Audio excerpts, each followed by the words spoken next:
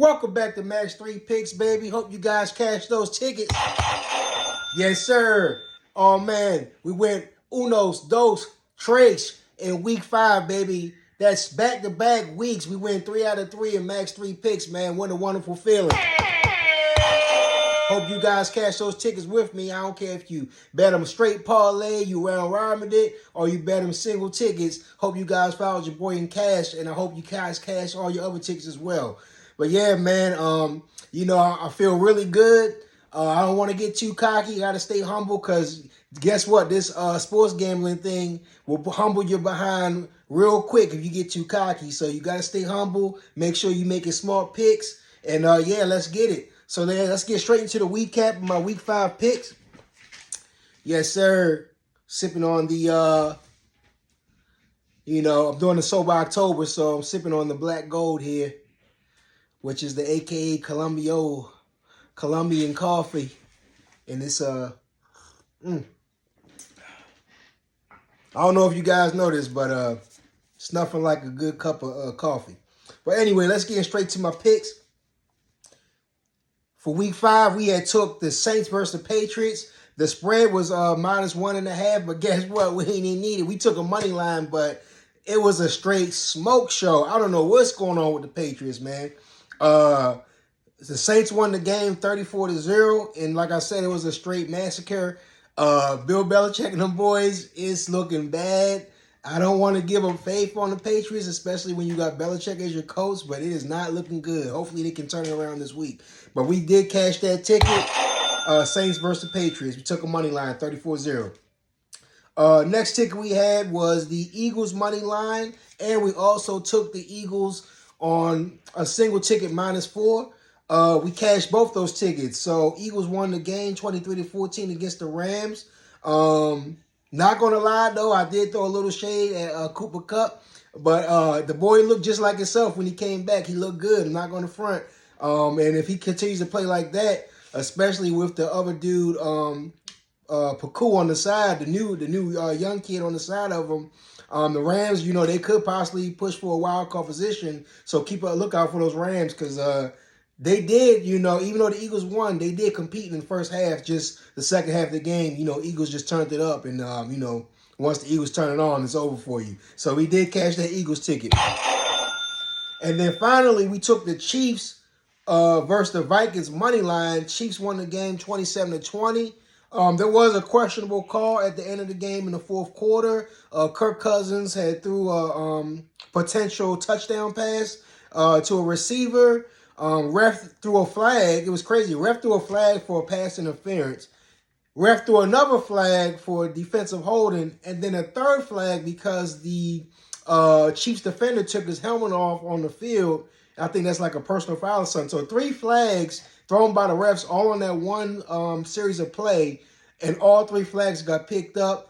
Hey, we don't care though because we had the Chiefs, so we wanted to get out of there with that win. We did. We cashed that ticket. So that's 3 out of 3 picks. We took the Saints cash, we took the Eagles cash, and we took the Chiefs cash. So yeah, what a great week. Again, hope you guys followed and continue to cash these tickets. But yeah, man, yes, let's get straight into my week 6 picks. And hopefully, this is another one I got for you. So first up, I'm going to be taking the Saints versus the Texans. We're going to be taking the Saints money line. Currently, the spread is favoring the Saints -1.5. I'm just going to take the line. You guys can, do how you want to do. But I think the Saints, are playing really good ball right now, especially, the defense. Don't get me wrong. The Texans have been, a little fairy tale story here, especially with C.J. Stroud. I like him, man. The kid's really humble. He played good against Atlanta last week. But I think, Atlanta's defense is not the Saints' defense. And what they always say, defense travels well on the road. This will be a back-to-back road game for the Saints here. But again, I think the Saints defense is going to be a little too much for this Texans offense. And still a young rookie still trying to figure it out in the NFL. So I'm taking the Saints here. And, I expect the Honey Badger to be lurking back in that backfield. He may get a pick or two. Taking the Saints money line for my first pick. My next pick, and this could be a little controversial, but I don't know. I kind of like this pick. It's going to be, I'm taking the Buccaneers +3 against the Detroit Lions. And let me give you my reasoning. The Lions have been on a little heater here. They've won their last 3 games. They beat Atlanta, they beat the Packers, and they beat the Panthers most recently. And all those games was pretty much blowouts or high-scoring games. So they have been holding their own. Detroit is a sleeper, Don't get me wrong. I seen this coming last year with Detroit, So Detroit is, on the right path of potentially getting that playoff spot. But this game, it feels a little weird, feels a little sneaky. It feels like a little letdown from Detroit here to me. Going on the road after winning 3 out of their last 4 games. Feels like this could be a letdown spot on the road for Detroit here. The Detroit is a dome team. Not saying like they're going down to Tampa Bay and it's going to be cold or anything like that. But, playing in the dome, and playing outside with the potential elements, it is a little different. And then Jared Goff, as you know, the stats show that he plays better in a dome atmosphere than outdoors with potential elements. So that plays a factor. And then also, Mike Evans will be playing. And the Buccaneers are coming off a bye week. That means any players that were potentially had nagging injuries or anything, got a chance to nurse those injuries. Baker Mayfield, you guys know how I feel about Baker, especially when he's with the Browns, He never played up to Paul, but I feel like he's been playing pretty good. He has been having as many turnovers as he used to have. If he has to throw the ball away, he's throwing away. He's making better decisions. And then also, what's weird to me is if the Buccaneers were so mediocre and the Lions were so dominant, especially if you go back and look at their 3 past wins against the Falcons, Packers, and the Panthers, which were dominant wins, why is this line only 3? When I looked at the report, I did see Detroit had a couple injuries on offense, but 3, this line to me should be around, maybe 5, 5.5. 3 is saying basically this is almost a coin flip. So with me, this can be basically a coin flip game. Give me the home underdog with the 3 points. I think that's the right side here. Again, just a few factors here I just don't like. I don't like the line. I think the line for Detroit, I think a lot of the public money is going to be coming on Detroit. They're the public favorite right now, public darling. I just like the dog in the spot here. Home dog, I like in the spot here. Give me the Buccaneers +3. Again, Jared Goff, outdoors on the road. Track history shows it doesn't fare well for him playing quarterback position. And then also the Lions are dealing with some injuries on the offense. So I just like the Buccaneers in this position coming off the bye.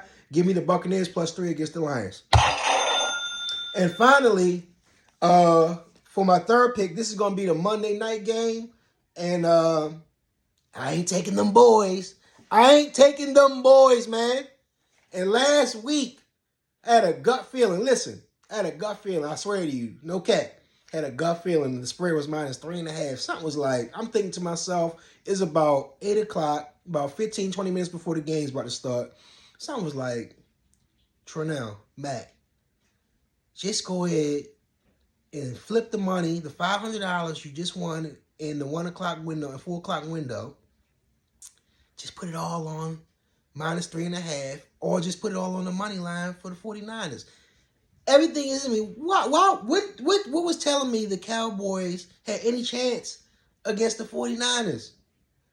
Just the offense alone, like the Cowboys, the line. I kept asking myself, why is the line only 3.5? Why is the line 3.5? And the history shows the Cowboys can't compete with the 49ers. The past 3 years, they can't compete, man.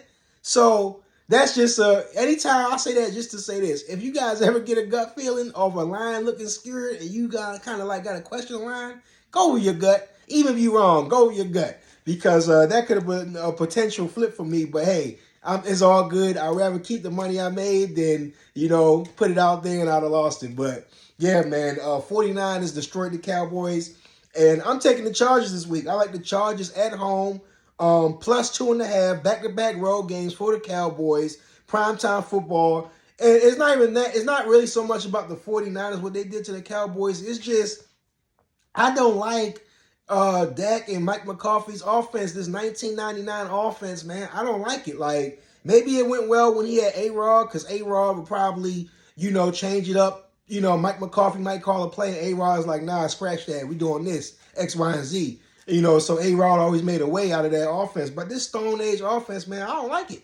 And, you know, one thing we know about the Chargers, they can put up points. Justin Herbert and the Chargers offense can pull up points. And guess what? Guess who's over there? Guess who's the offensive coordinator?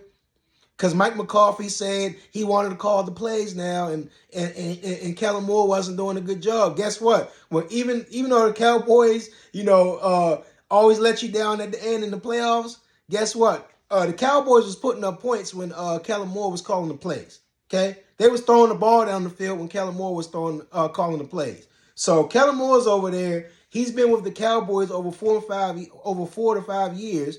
He's been with the Cowboys long enough to know the Dan Quinn defense and all of the things Dan Quinn likes to do on defense. So who has the upper hand here? To me, I'm going with the Chargers with a high-powered offense. Kellen Moore's going to be dialing it up.